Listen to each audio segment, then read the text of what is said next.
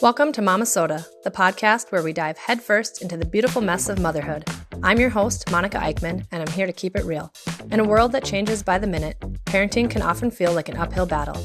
We all want what's best for our children, but what that best looks like varies for every one of us. Momma-Sota is your passport to the unfiltered, unapologetic world of mommy. No perfectly edited snapshots or unattainable ideals here. We're here to share the ups and downs, the triumphs and tantrums, the mess and the beauty of being a mom. Join me as we explore the raw and authentic side of parenting.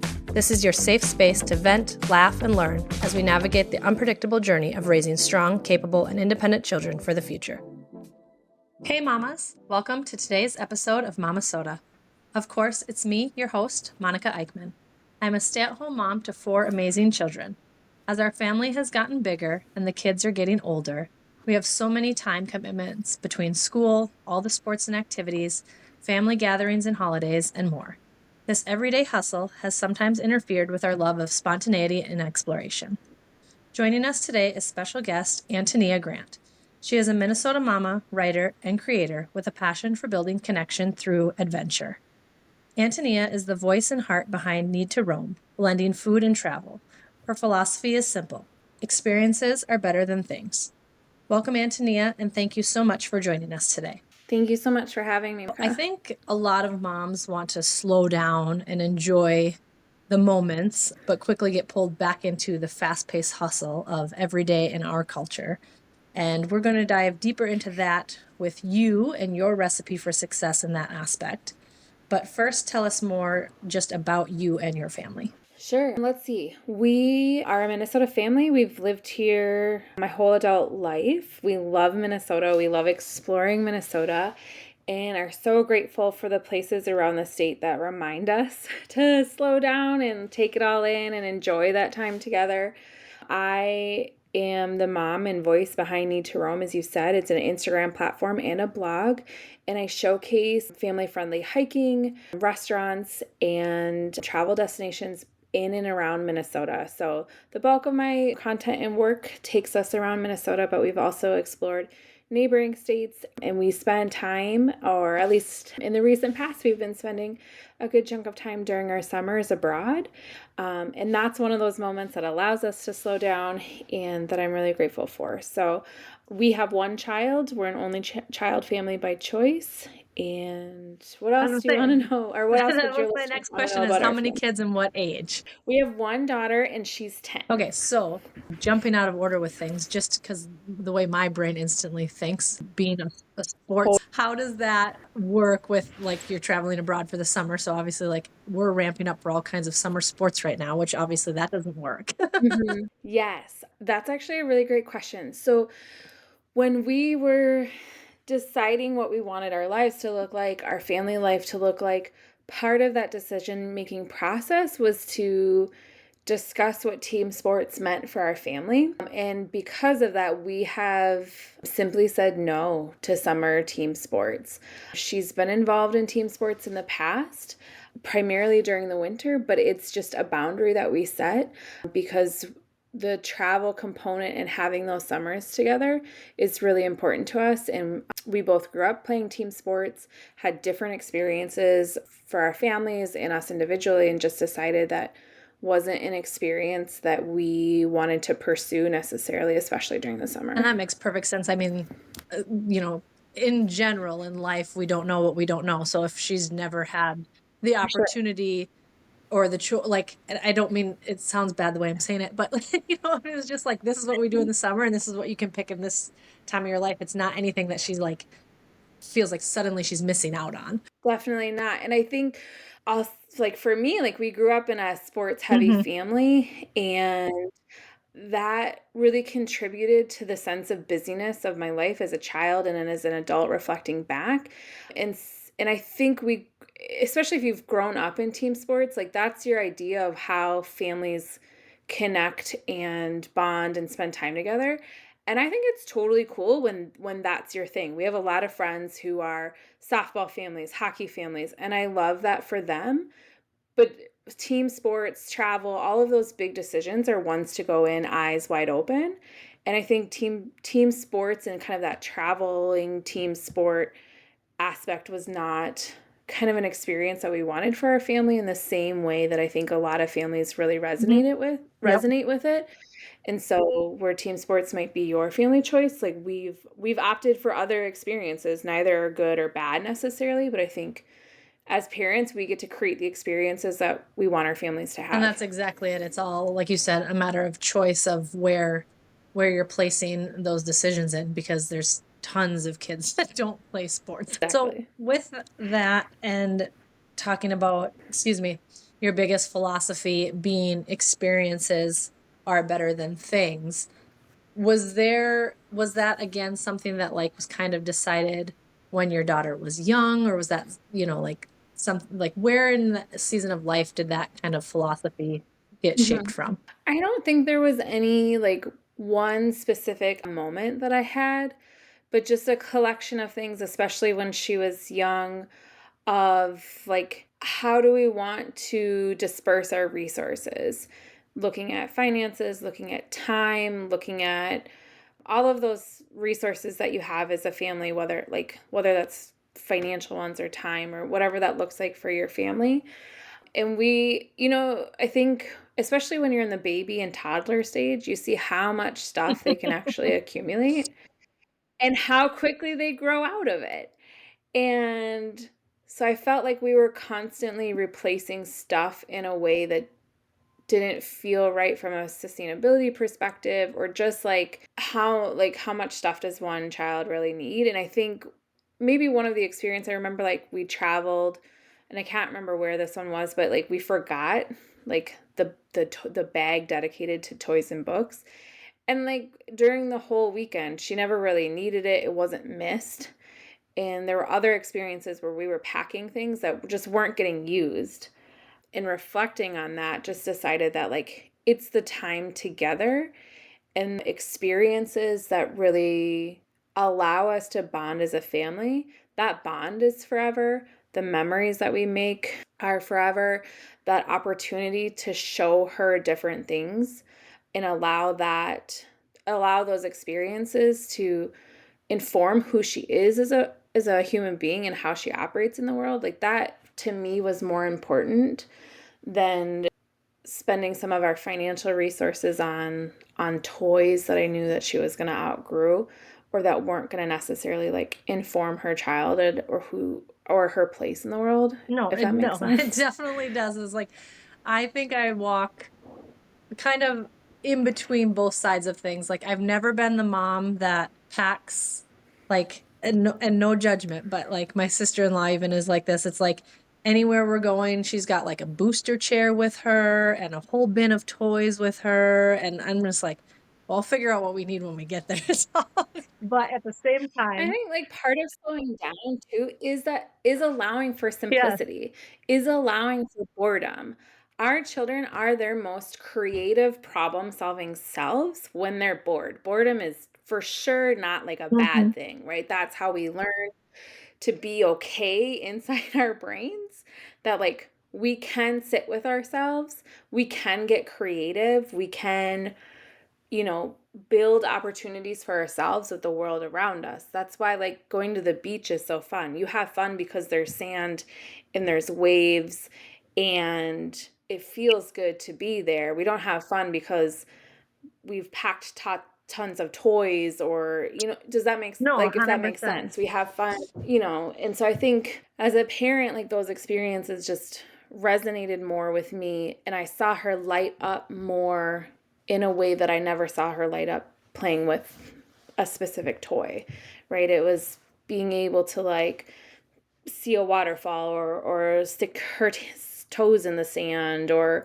see a desert for the first time. Like those are like moments that I will cherish, and that just spoke to me more as a parent than And so, some of the other. no, I'm sorry. Didn't mean to cut you off there. Well, you're So good. another part I see with that a lot then too is, I think again in their heads, because like I said, I see the question or the argument all the time on social media platforms of people saying like, we have enough things, we don't need things, we want to ask for experiences. But are trying to figure out like how do they do that with like family and birthdays and Christmases.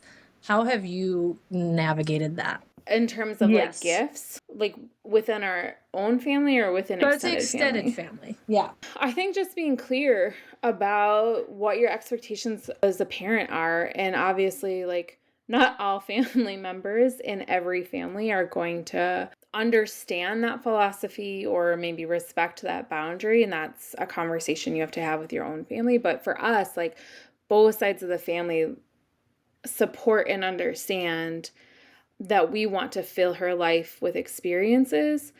And I think for the people who didn't necessarily grasp on right away, I said, think about like ways that you can spend the day with her.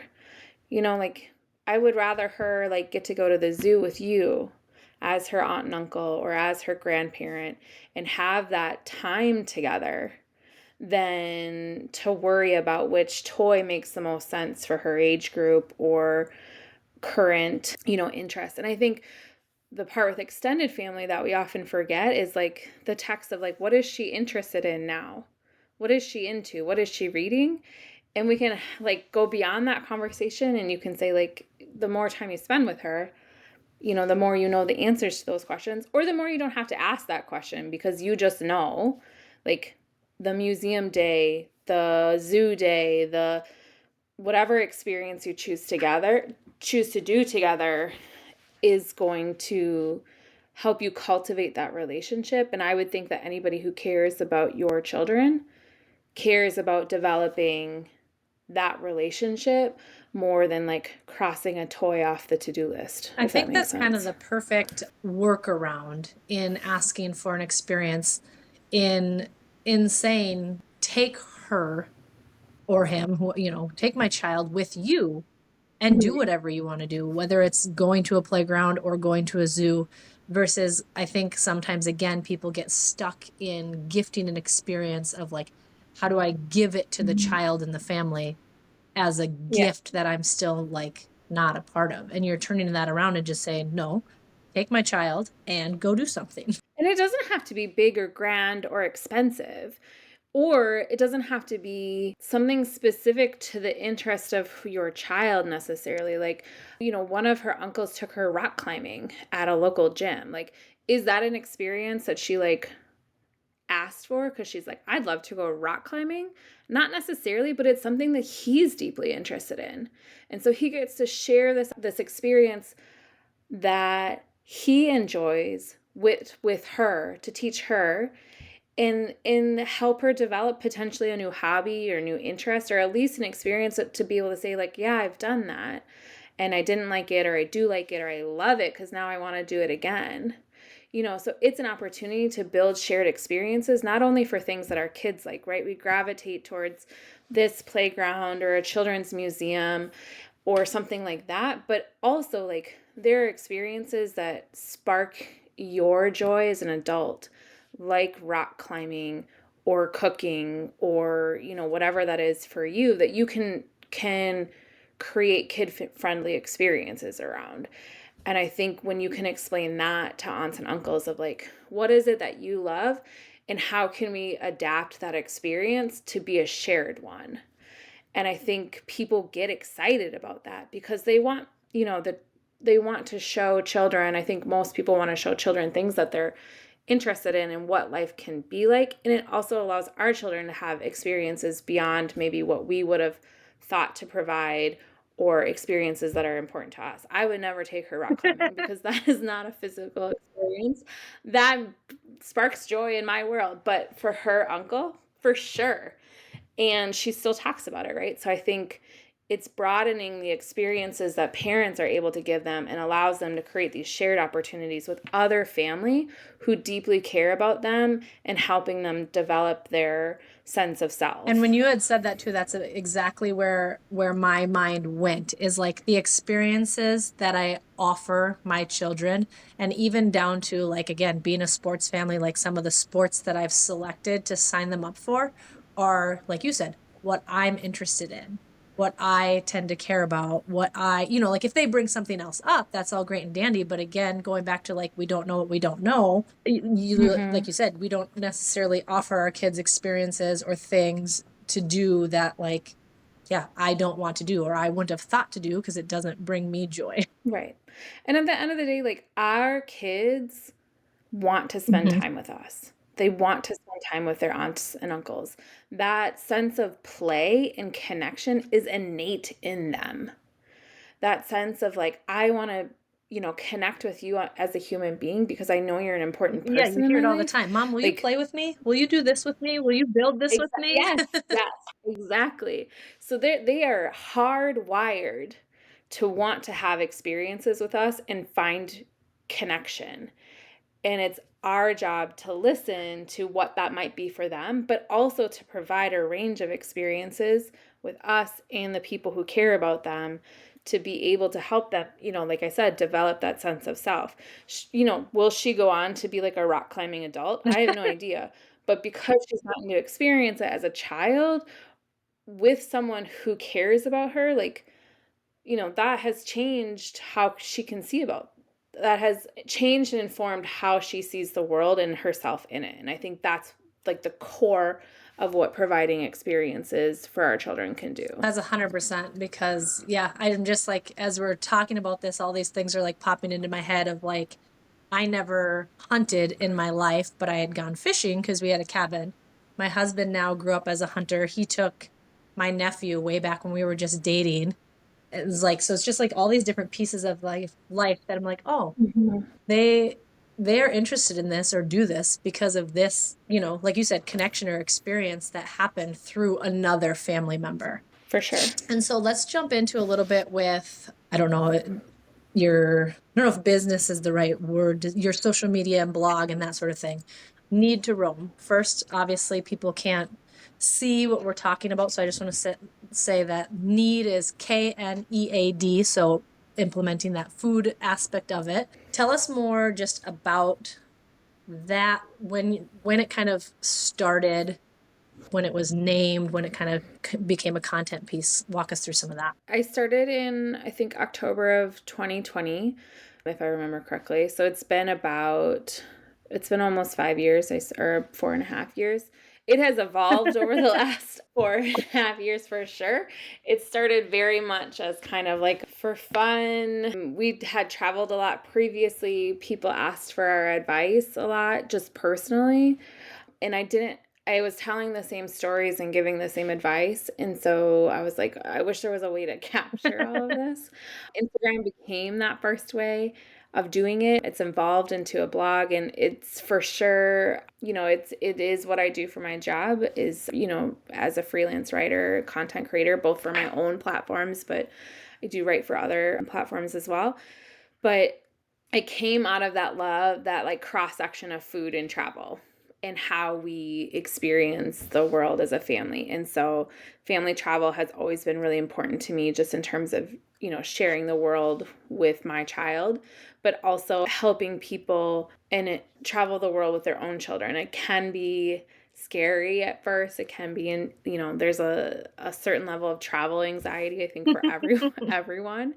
Even me, I still get, those like late night, like, did I remember to pack this kind of feeling. So even though like travel is my job in a way, like those sensations, that anxiety hasn't gone away, so to say. So it has allowed us to do far more things and travel to far more places than I ever expected. And I'm really grateful for the opportunity and the experience, both for my own family, but also to help other families. There's few things more rewarding than parents who reach back out after I've provided advice, whether it's like a local playground or like an international travel experience, to say like, hey, we did this and we had a great time as a family. Thank you so much, for your insights, or just for like helping me calm down and like actually do it, or, whatever the case might be. Like, to know that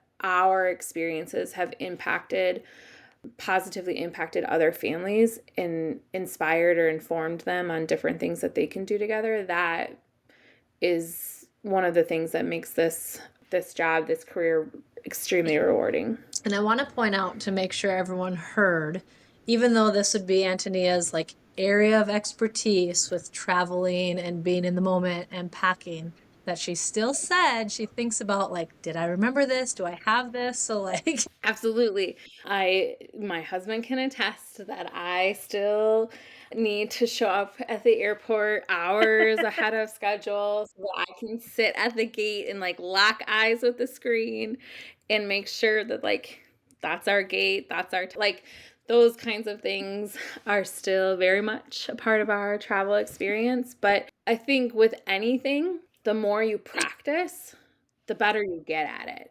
Just like if your child was involved in a sport or played a musical instrument, or you as an adult have started a new hobby, the more you practice something, the better you get at it. And the more you practice travel with your children, the better they get at it. And I think that's something that most parents don't consider or don't think about. And I think the younger that you can start, you don't have to go far. You don't have to, spend a ton of money, but just even simple day trips where they're in the car and learn, what does it mean to be in the car for a few hours? How do I entertain myself? Whether you're a screen-free family or a screen-full family. And I have no judgment when it comes to screen travel.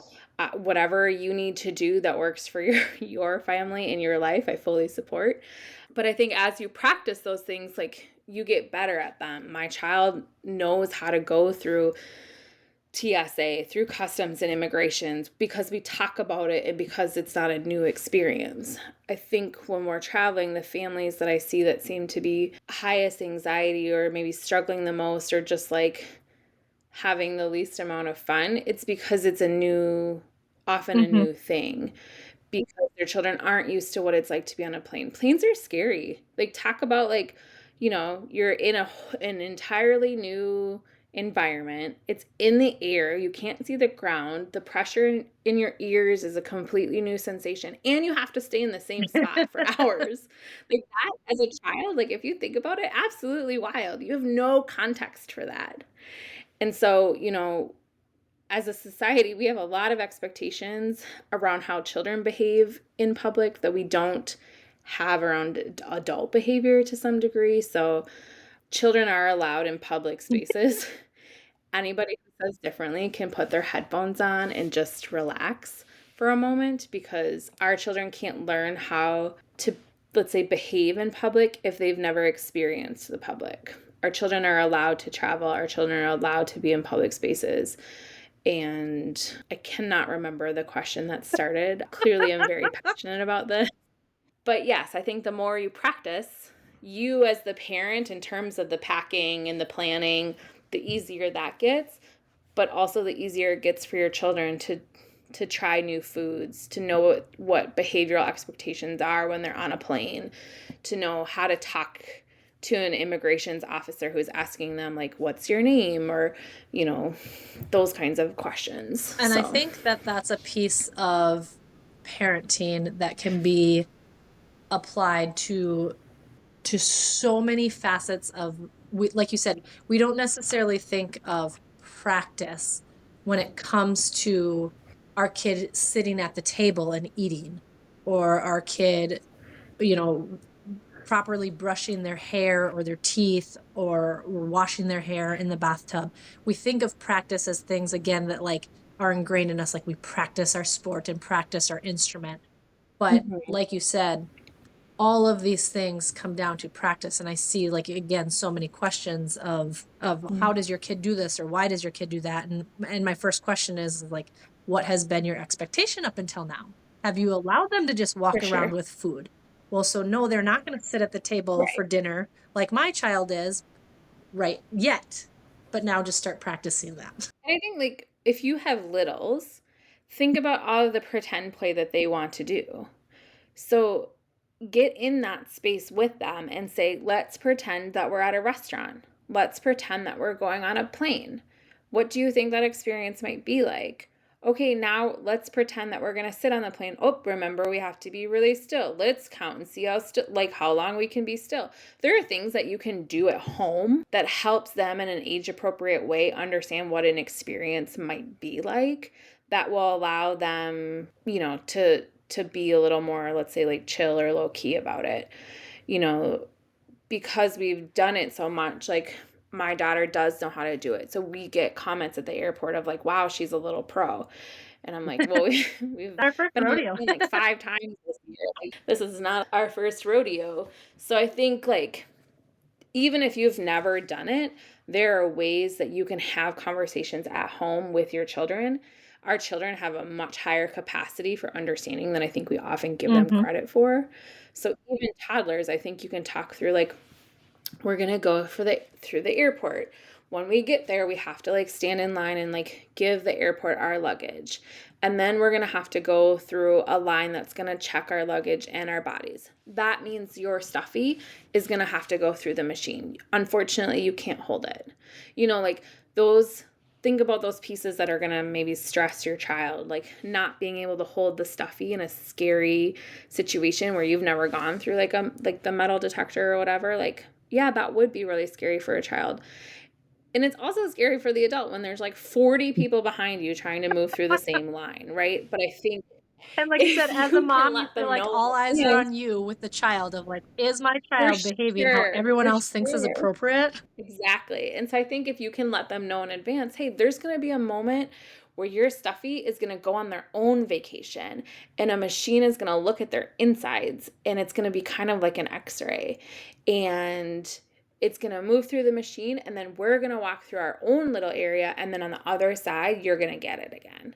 Like if you can alleviate some of those things, like when we get on the plane, like there's going to be a time for snacks and drinks, and the flight attendant's going to bring that for us. But in order to get it, like we have to sit in our seats and we have to like use our pleases and thank you, or like whatever, however you explain that to your child, whatever language makes sense for how you approach parenting. Like I think there are ways that you can give your child kind of a heads up of what it's going to be like, and be honest when you don't know. Like there are times where like I don't know what's going to happen when we walk through the door of like maybe a tour or something that we're doing. And so there have been a lot of times where I tell my daughter, she's 10, different level of understanding, but if she was a toddler, we'd have a similar age appropriate conversation that just says, I know that usually I know all of the things that are about to happen, but this one I don't. So I might have my own questions. So I need you to be patient with me while we see what the first 5 or 10 minutes are.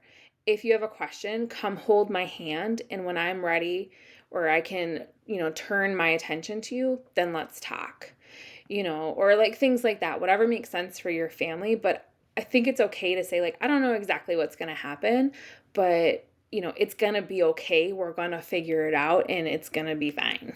I think that is an important piece again with just like the vulnerability of like, I'm human and I don't know everything and I'm not perfect and I'm still learning, and being able to, it's one thing just to tell our kids is like, I don't know everything in general. It's another to be in a specific moment and be like, here's an example. I'm not sure. Exactly. I don't always know, like when you reserve a rental car, is it going to be there when you get there? Right. I don't know. Like it usually is. It's usually fine. But that's like a space where you're like, I'm going to go stand in the line. I'm going to get the rental car. I don't know how long it's going to take. Sometimes the line is like 10 minutes. And sometimes like I've been in lines for much longer, And so like, it's okay, I think, to just to honor your child where they're at and what they're feeling. Like this line sucks. And I think you can be like, I it agree. does, but this is the process for this next step, whatever that is, and learning to give service industry folks grace, learning to be patient as you move through those experiences, learning critical thinking of like, this didn't work, we need to do something different. All of those are like really critical life skills that I think a lot of times you might not figure out until you're an adult, because you need experiences to be able to build, problem solving and critical thinking. And I think those are times that we can role model for our children how to approach those situations. If we respond with stress or anger or just deeply feeling overwhelmed, that's how they're going to learn to respond to things. Am I perfect in how I respond in stressful situations while we travel? Absolutely not. Not all the time, even if that's my aspiration. But I think I do remember that she's watching, and she's watching me, look at a menu in a language that I don't read. She's watching me explain our itinerary to an immigration officer. She's watching me realize that the hotel we booked, something happened and it's not going to work. Specifically, like when we spent a month in southern Italy a few years ago, and we took a day trip to a city, and quite literally nothing worked. We got on the train, we were excited for the day. We arrived, our hotel didn't exist anymore. At some point during COVID, it was no longer a hotel, but still listed on this website where you could book. The museum I wanted to go to was not open that day. Like the first couple of restaurants I tried, like, needed lunch reservations. Never would have guessed. Right? So like quite literally, like, nothing happened. It's probably one of the, and it's just me and my daughter, because my husband had already gone home at that point. So like that, I think, was a day that was like just like nothing worked. And like all you wanted to do was sit down and cry. And for a moment, I 1000% did sit down and cry. But during all of that, like, she was a champ and was just like, well, we'll figure something else out. And I think the moment where we sat down, I'm like, none of this is working. I don't know what to do. She looked at me and she's like, why don't we just go home? Like, home is in the place that we were staying, not on the day trip, but like back to the other city we were staying. And I looked at her and I was like, why don't we just go home? That's an option. Like, it's only like a 20-minute train ride. It's easy to get tickets. Routes are happening all the time. And I was like, why don't we just go home? Like, it never occurred to me to just like let it go. We feel the need to And fix she it, very like much, make it like, happen. yeah. And this was in, I want to say, 2022. So this, she was 7 maybe. And so like our children are much more like astute and, problem solving than we give them credit for, because it never occurred to me that like I could just like you said, let it go and just be like, this isn't working, so we need to pivot. I was trying to make an experience work that like neither of us felt like needed to work. And it was just sitting down and like talking to her through that of like, nothing worked today. I don't know what to do. And her response was like, why don't we just go home? Like the place that felt safe while we were traveling, the place that like so I think role modeling that is important, and having age appropriate conversations is also important, because that's how our children are going to learn how to interact with the world when things get hard and stressful, whether that's traveling or whether that's any other facet of life. Travel is a good time to practice those things because it's pretty temporary, and those kinds of conversations don't necessarily can't come up in our life routine, right? Like when we're at home, going to school, going to work, going to whatever our regular things are, pretty standard things pop up, but like maybe we talk to our partner about it, or the other like adults in our world that like help us through those things. But I think travel is a safe, usually like situation dependent, not all aspects of travel are safe, let's say. That's part of the risk you take in doing it. But when it's like a situation like that and you're just trying to work through things, I think it's a relatively safe way to role model that and help your children through those kinds of conversations. And I think that big piece of it, when you talk about role modeling our behavior and whether we're thinking about it or not, we are doing so because, like you said, our kids are watching, it's such an awesome opportunity to acknowledge an array of feelings. And it's okay to be frustrated. It's okay to be bored. It's okay to feel like the situation sucks. It's okay to be sad. It's okay that, you're happy about this. But again, the important piece is, how are we going to handle that? How are we going to react? For sure. And I think like that's where, like, if you're traveling with other adults or your partner or your child's parent or whoever that person is for you, like, have conversations ahead of time. Especially if you've maybe not traveled a lot as a couple, or maybe you're traveling with a friend and their children, like, how do you what parts of travel tend to be stressful for you? how do you tend to deal with it? What would you need from the other person to be able to approach the situation in a more manageable way? Like, I've been in airport situations where like family is trying to get through TSA, stroller, car seat. It's stressful. Like, you're trying to get checked into the airport, and we'll look at each other and say things like, I can't believe we travel with our kids. It's so stressful. Or like, why do we even take them anywhere? Because, this is really hard. And like, yes, that's a moment of frustration. But what your children hears in that moment is, it's too hard to take you anywhere.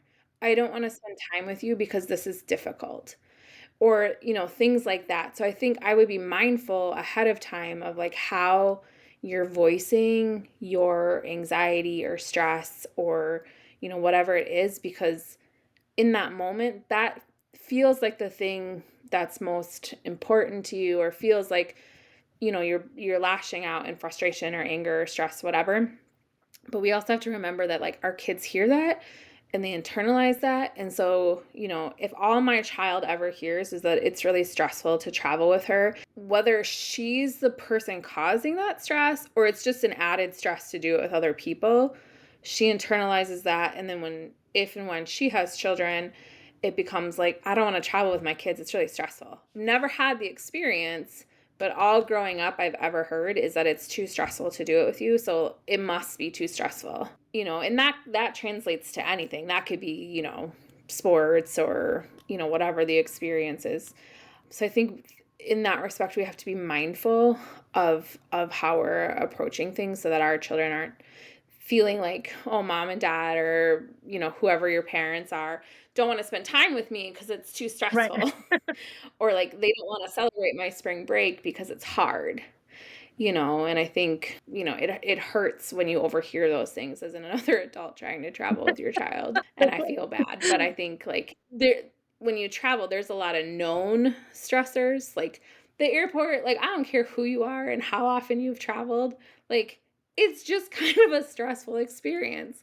You have to really like trust that everything is going to go the way and things are going to be on time. And in most of the variables in that like travel experience, when you look at like a plane or a train or like those kinds of things, like are out of your control. And you don't get to decide if the plane is on time. You don't get to decide if the flight crew has met their maximum hours.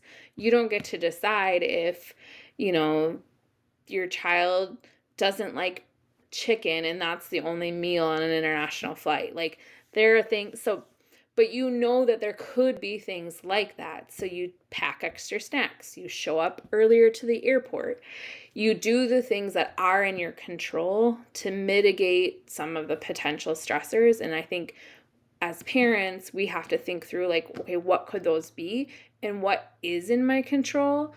And how do I set up the experience in a way that is going to be more successful for my family? And that takes time. I think as parents, like we don't spend a lot of time like reflecting on how we could do something. We spend ages reflecting on how that didn't go well and how I wish it would have went. But I think if we can flip the script on that and think ahead of time, like, how do I want to approach this? How can I set this experience up for success? It's going to tend to be more successful and less stressful in my experience, in my opinion. Say, I think that the forethought is, like you said, that like that should be our first mode of attack. And then in the moment of like, okay, slow down, take a breath. This is going one direction. What can I do right now, to, help this the best I can, being that second mode of attack. And then the third part being like, what could have happened differently next time? But I think, like you said, so often that's the only piece of it that we spend any time on. And now it's yeah. So all that to say, like, it can be stressful. When parents are like, it's stressful traveling with my children, I get it. And I totally understand why some families might choose to wait until children are older. Again, I think like the more you can practice when they're young, the better they'll get at it, the better you'll get at it. But I think, I understand that fear and that perspective.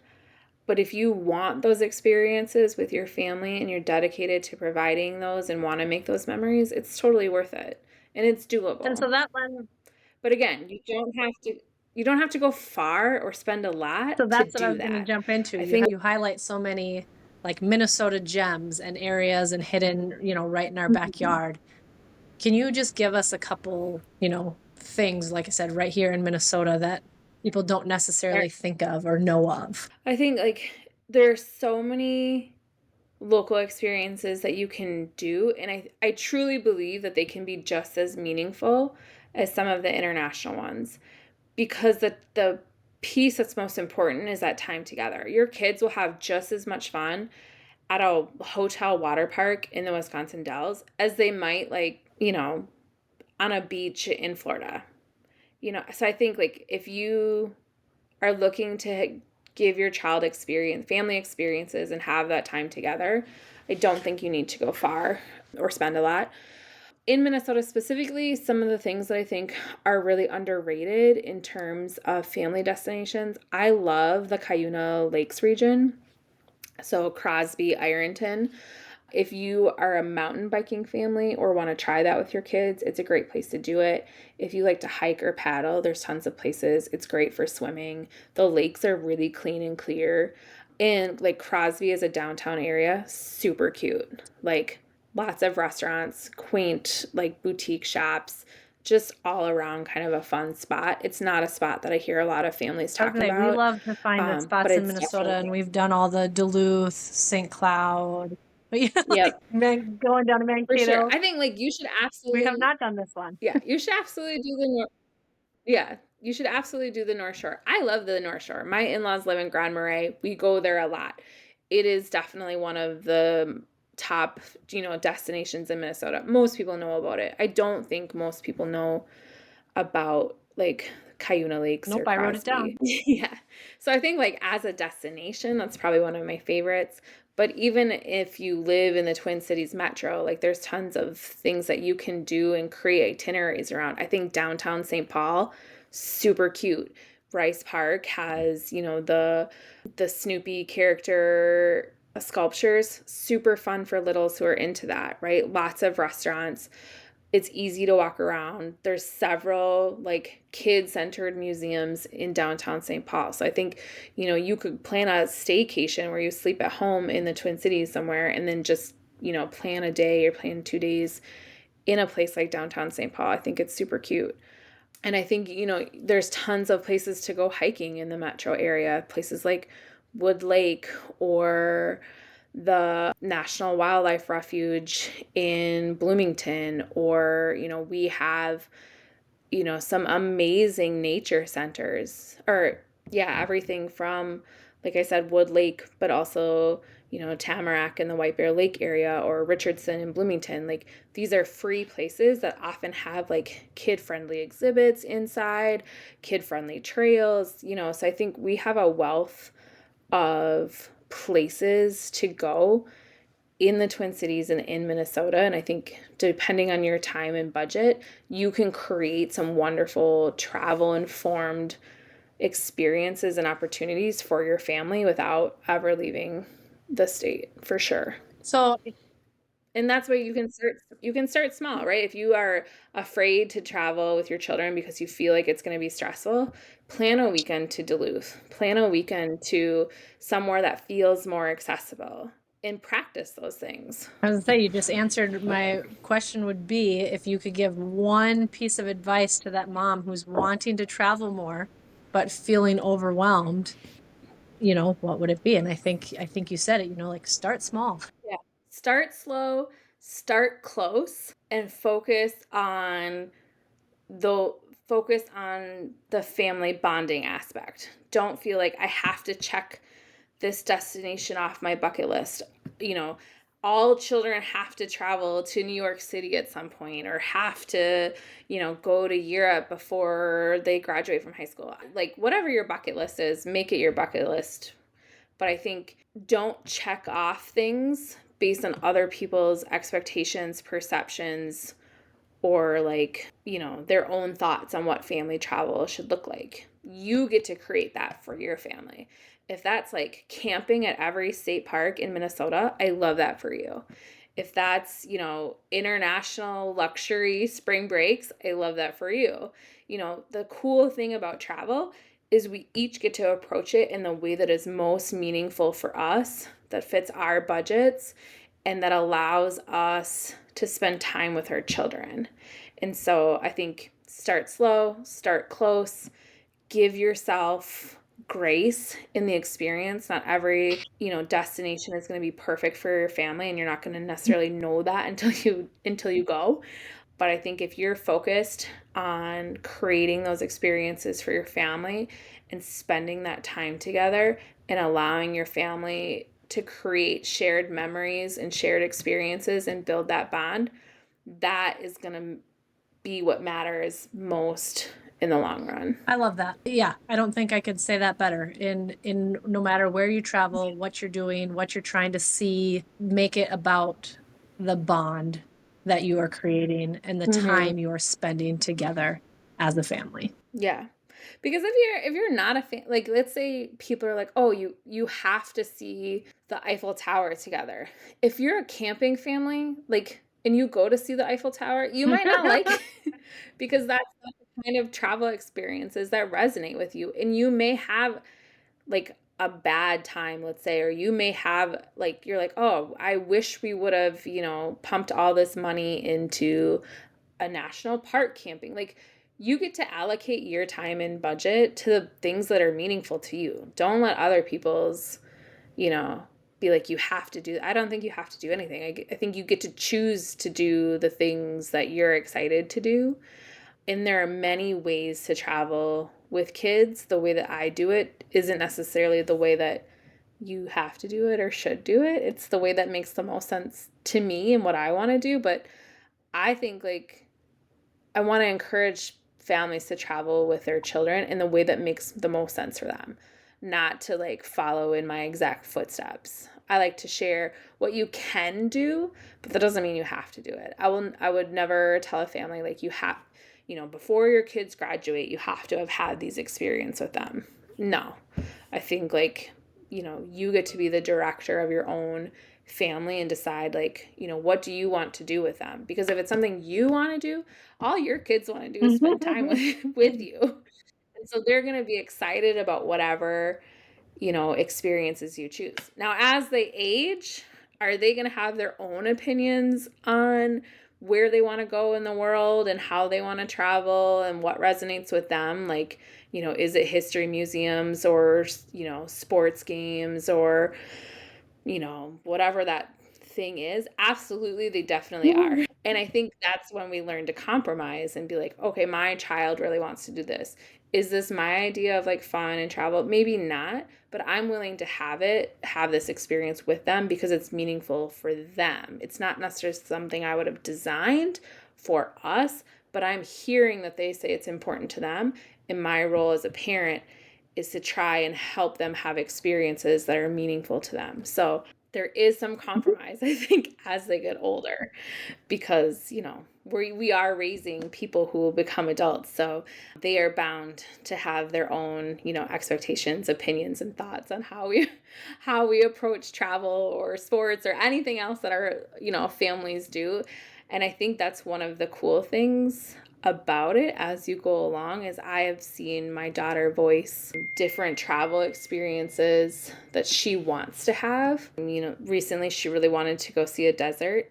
I think being in really hot places sounds, kind of terrible because I'm a heat baby. I love cold. I love snuggly. I love snow. Like, I love living in a place that has seasons. Like, when the temperature gets over 100, do I get crabby? A little bit. So, but like, I've, haven't spent much time in a desert before. So we looked at spring break and we chose to go to Arizona so that she could have the desert experience that she wanted to have. We had a great time. Totally blew my expectations out of the water. I really enjoyed it. But I wouldn't have necessarily like thought to take her there because that's what I wanted to do. Yep. If that And I makes would sense. say that kind of lends to how we always wrap things and close is we each have we're all individuals. We have what works or doesn't work for our family. And so what I say is, until next time, mamas, keep doing your best. Absolutely. Thank you for joining me on this roller coaster of momming right here on Momma-Sota. I hope you enjoyed our candid conversation about all things parenting, where perfection is left at the door and real life takes center stage. Stay tuned for more heartfelt, unfiltered discussions in the next episode. And if you haven't already, don't forget to subscribe, rate, and review Momma-Sota on your favorite podcast platform. Your feedback means the world to us. Until next time, this is Monica Eickman signing off. Keep rocking that mom life, and remember, you've got this.